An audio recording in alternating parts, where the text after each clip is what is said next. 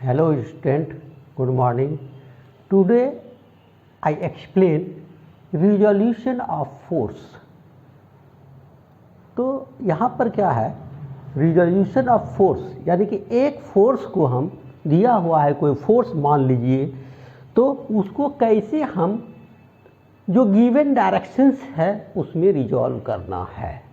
तो सपोज कीजिए यहाँ पर से कहते हैं कि कोई फोर्स है, मान लिए एक दिया हुआ ये, ठीक, एक तो फोर्स है यहाँ पर से मान लीजिए ये, और इसको जो है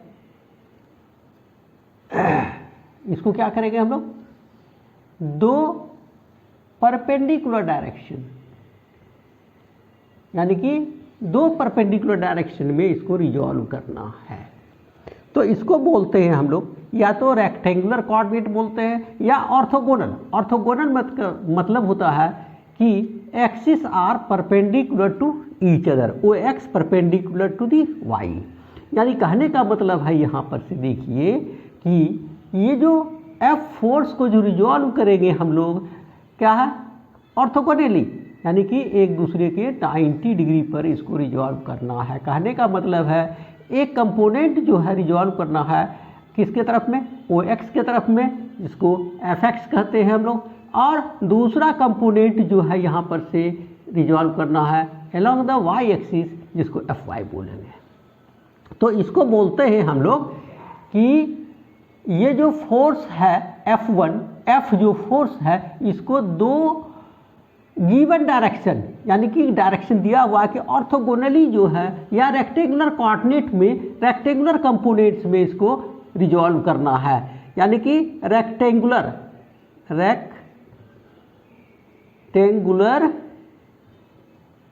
कंपोनेंट्स, और इसको बोलते हैं ऑर्थोगोनल कंपोनेंट्स में। ऑर्थोगोनल मतलब होता है 90 डिग्री रहता है ये एक्सिस दोनों, ओ एक्स और O Y perpendicular to each other. Orthogonal components में इसको एफ को रिजॉल्व करना है। तो हम लोग यहाँ पर से रिजोल्यूशन का मतलब होता है कि the process of splitting a force into given direction में हम लोग क्या करते हैं, उसको तोड़ देते हैं, स्प्लिट कर देते हैं, such that the effect on the body due to components has same effect as the force F itself. कहने का मतलब है ये दोनों कंपोनेंट में यदि एफ को हम लोग क्या करते हैं, रिजॉल्व कर देते हैं, ये दोनों फोर्स के कारण जो पार्टिकल या कोई बॉडी ऊपर है उसका जो इफेक्ट है ये दोनों के कारण सेम इफेक्ट होगा। यानी कि कहने का मतलब एफ के कारण जो इफेक्ट होता है वो इन दोनों के भी कारण वही इफेक्ट क्रिएट होगा। कहने का मतलब है कि यदि ये फोर्स एफ लग रहा है तो यदि इसको दो कंपोनेंट ऑर्थोगोनली यदि इसको रिजॉल्व कर देते हैं, तोड़ देते हैं एफ एक्स और एफ वाई में, यदि इसी दोनों फोर्स को बॉडी पर लगाते हैं तो जो सेम इफेक्ट होता है एफ के कारण वही दोनों फोर्स के कारण भी वही इफेक्ट होगा। तो इसी को बोलते हैं रेक्टेंगुलर कंपोनेंट ऑफ और ऑर्थोगोनल कंपोनेंट्स में हम लोग इसको रिजॉल्व कर देते हैं। रिजॉल्विंग का मतलब वही होता है स्प्लिटिंग ऑफ द फोर्स।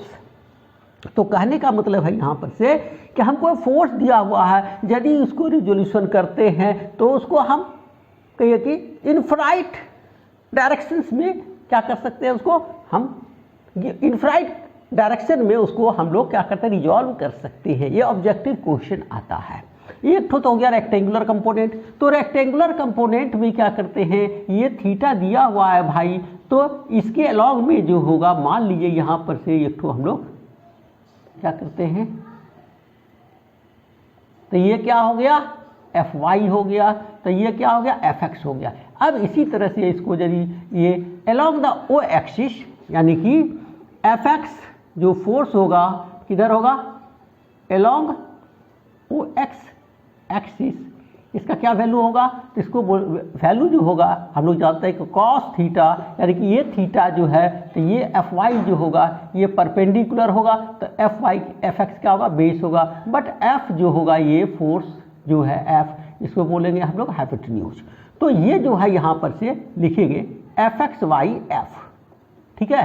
तो एफ एक्स जो हो जाएगा यहाँ पर से क्या लिखेंगे, एफ कॉस थीटा हो जाएगा, और यदि इसको साइन थीटा लिखें हम तो क्या हो जाएगा, ये एफ वाई बटे एफ, यानी कि F Y is equal to F sine theta.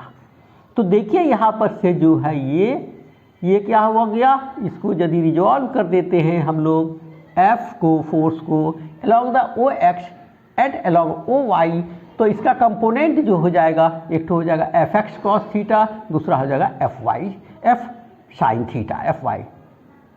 तो ये दोनों जो है इसी को बोलते हैं कंपोनेंट, यानी कि यदि एफ को वेक्टर फॉर्म में लिखते हैं हम लोग तो ये क्या हो जाएगा, एफ एक्स आई प्लस एफ वाई जे, ठीक है। ये हुआ वेक्टर फॉर्म में, ये लिखते हैं वेक्टर फॉर्म में।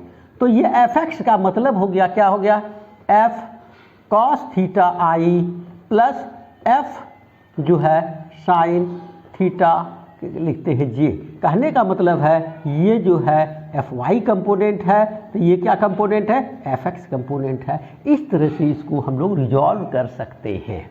दूसरा है यहाँ पर से जो रिजोल्यूशन का प्रोसेस है उसको बोलते हैं कि नॉन इसको बोलते हैं हम लोग कि नॉन परपेंडिकुलर कंपोनेंट्स में यदि रिजॉल्विंग करना है, इफ कहेंगे if the given force is resolved into two non-perpendicular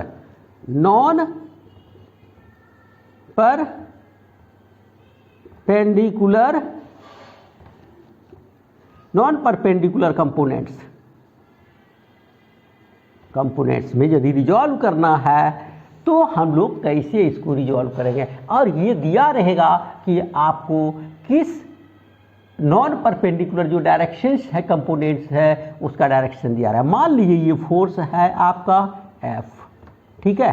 तो ये मान लीजिए मान लीजिए ये क्या है कि F1 है और दूसरा जो है ये F2 फोर्स है सपोज कीजिए, ठीक है। तो along the F1 और along the F2 आपको रिजॉल्व करना है। तो इसको क्या करते हैं हम लोग, या तो आप इसको क्या कीजिएगा, law of parallelogram of forces लगा के रिजॉल्व कर सकते हैं। ये क्या हो गया, F फोर्स हो गया रिजल्टेंट, ठीक है। या तो आप इसको क्या करते हैं, F1 है तो ये क्या है F2 है, और ये दिया हुआ है आपको। कहने का मतलब है ये आपको एंगल दिया रहेगा, ठीक है, और इसका भी इसके बीच का एंगल दिया रहेगा थीटा। कहने का मतलब है कि ये F दिया हुआ है और दो जो नन आपको परपेंडिकुलर डायरेक्शन में जो फोर्स निकालना है उसका भी एंगल दिया रहेगा, प्लस इसका ये F का किसी फोर्स के साथ मान लीजिए अल्फा बना रहा है, तो ये जो है ये कितना आपका एंगल बनाएगा, ये मान लीजिए ये बीटा एंगल बना रहा है, ठीक है।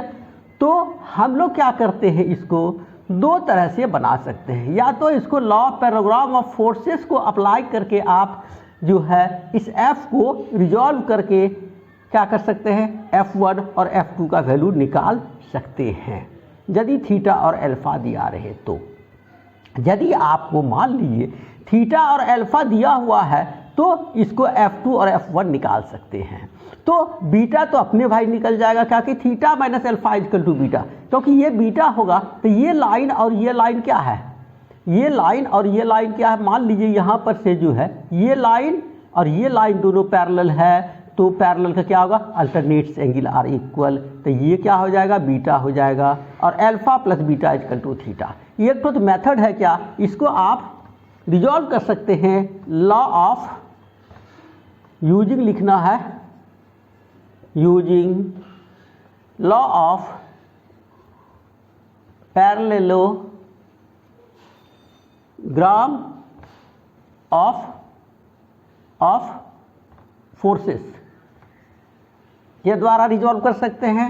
एक दूसरा आप कर सकते हैं, इसको कहते हैं कि triangle law of forces, triangle law of forces से रिजॉल्व कर सकते हैं। तो जैसे मान लिए यही ट्रायंगल हो गया, ये सपोज कीजिए ये थीटा है, क्योंकि ये देखिए और ये दोनों पैरेलल है, ये और ये इसके पैरेलल है, तो सपोज कीजिए ये पैरेलल होगा तो ये क्या होगा, थीटा हो जाएगा।